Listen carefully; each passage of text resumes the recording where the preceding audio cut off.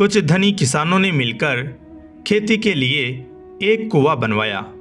सबकी अपनी अपनी बारी बंधी थी।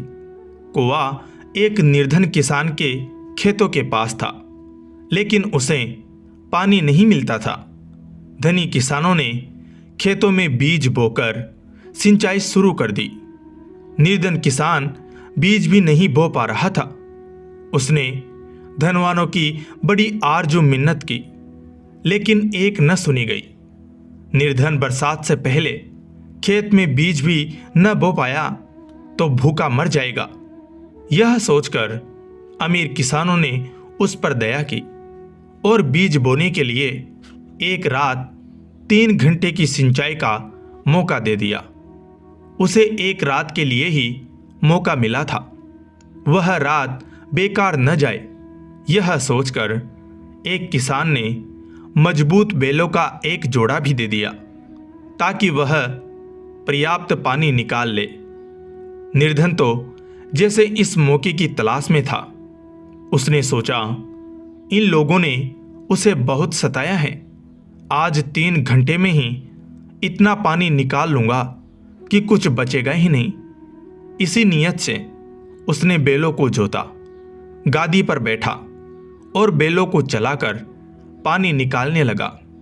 पानी निकालने का नियम है कि बीच बीच में हौज और नाली की जांच कर लेनी चाहिए कि पानी खेतों तक जा रहा है या नहीं। लेकिन उसके मन में तो खोट था। उसने सोचा, हौज और नाली सब दुरुस्ती ही होंगी। बैलों को छोड़कर गया तो वे खड़े हो जाएंगे। उसे तो कुआं खाली करना था। ताबड़तोड़ बैलों पर डंडे बरसाता रहा। डंडे के चोट से बैल भागते रहे और पानी निकलता रहा।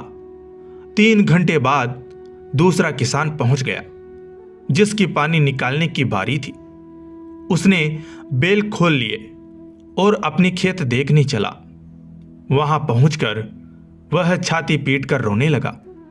खेतों में तो एक बूंद पानी नहीं पहुंचा था।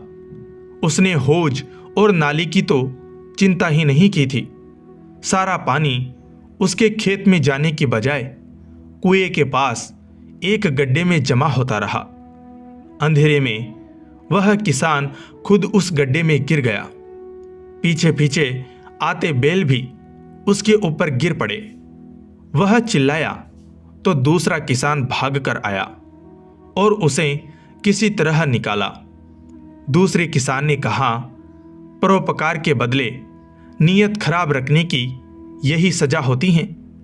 तुम कुआं खाली करना चाहते थे।